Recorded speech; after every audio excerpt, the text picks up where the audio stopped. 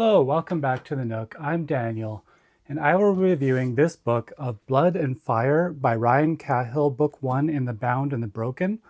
And as you can see, it has sprayed edges, which are very pretty.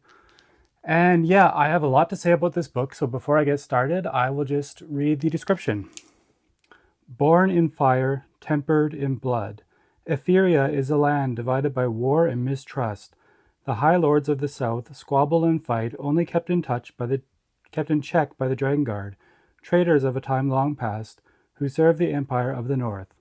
In the remote villages of northern Etheria, still reeling from the tragic loss of his brother, Kalen Briar prepares for the proving, a test of courage and skill that not all survive.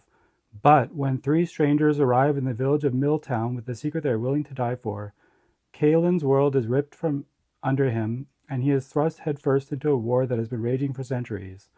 There is no prophecy, his coming was not foretold. He bleeds like any man, and bleed he will.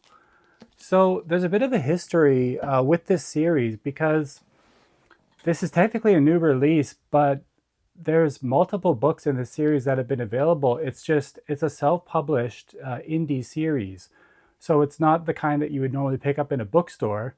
But recently, The Broken Binding, which is a company that does special editions, has been releasing copies of Blood and Fire, and there will be more. There'll be the novella coming out in June and another book in November.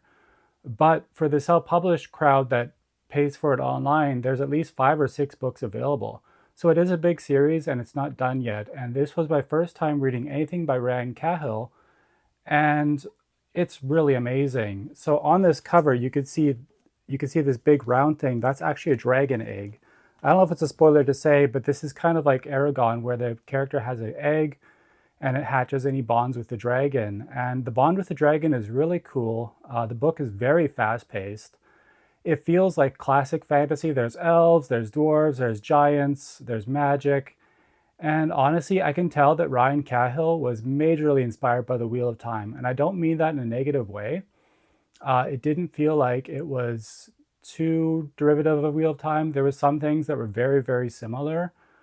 But honestly, it's a very good story. So you follow Kalen and you have his two really close friends, Rist and Dan. And both Dan and Rist are also very good characters. I love their support for Kalen, and they're like brothers. They are truly like brothers.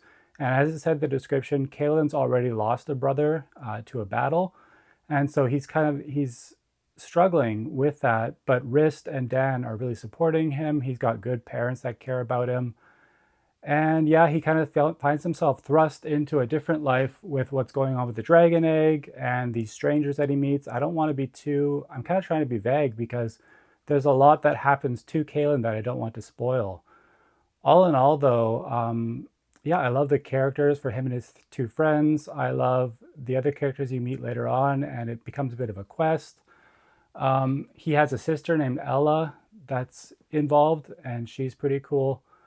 Um, yeah, so this is my first time reading Ryan Cahill. I don't know if any of you watching have read his stuff. I know this just released traditionally. I don't know how to get copies of books that are self-published like that, if you just order them through Amazon or just Kindle.